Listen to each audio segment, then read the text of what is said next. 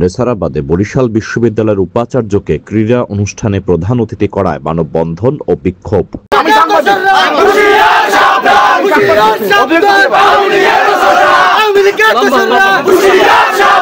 South Bangla নিউজের তথ্য ও video চিত্রে দেখুন বিস্তারিত। সাথে আছি আমি কাউসার মাহমুদ।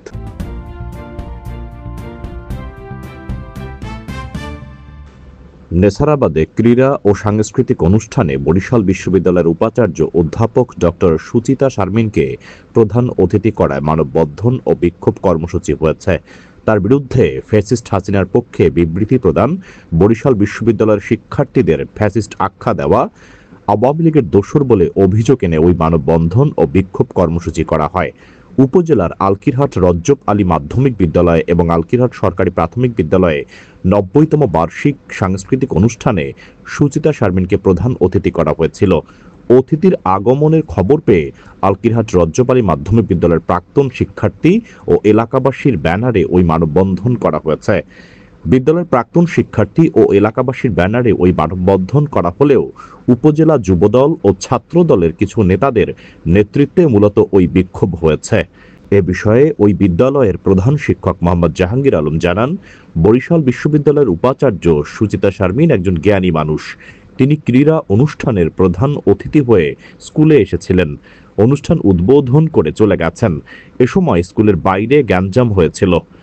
বিদ্যালয়ের সভাপতি ডক্টর মিজানুর রহমান জানান, সুচিতা শারমিন একজন জ্ঞানী লোক। তিনি অত্র বিদ্যালয়ের অনুষ্ঠানে অতিথি হয়ে এসেছেন। এটা একটা খুশির খবর। তিনি আওয়ামী লীগের দোসর নয়, তিনি বর্তমান সরকারের নিয়োগপ্রাপ্ত লোক।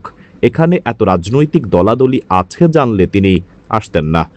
নেসারাবাদ উপজেলা বিএনপির সদস্য সচিব মোহাম্মদ আবদুল্লাহ আল বেরৌনি সৈকত জানান, উপাচার্যকে প্রধান অতিথি করা স্কুলের বাইরে মানববন্ধন উশৃঙ্খলা হয়েছে।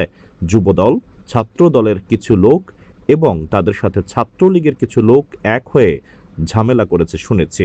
আবুল কাসেম ফজল হক স্যারের সুযোগ্য কন্যা ডক্টর সুচিতা শারমিন এবং অধ্যাপক আবুল কাসেম ফজল হক স্যারকে তো সবাই চেনে, দেশ বরেণ্য বুদ্ধিজীবী।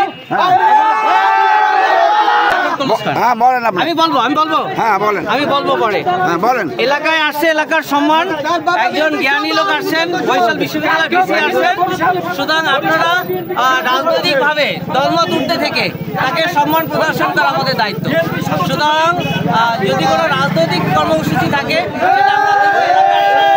আমরা এই ধরনের কোনো কার্যক্রম থেকে বিরত থাকবো। ধন্যবাদ আপনাদের সকলকে। যিনি আসতে আছে আমি প্রশ্ন করি, উনিকে নিয়ে বিতর্ক হচ্ছে, সে ব্যাপারে আপনি কি জানেন? বিতর্ক নাই, এটা বর্তমান সরকারের নিয়োগপ্রাপ্ত ভিসিতে, বর্তমান সরকারের নিয়োগপ্রাপ্ত ভিসি, কোনো বিতর্ক নাই এটা নিয়ে। প্রফেসর, আপনি একজন রেসপেক্টেড জার্নালিস্ট, আপনাদের নিয়ে কোনো সমস্যা নাই। যে সমস্যাটা আছে সেটা কয়েকজন মানুষের, যারা বিভিন্নভাবে চেষ্টা করে যাচ্ছে বরিশালকে অস্থিতিশীল করতে।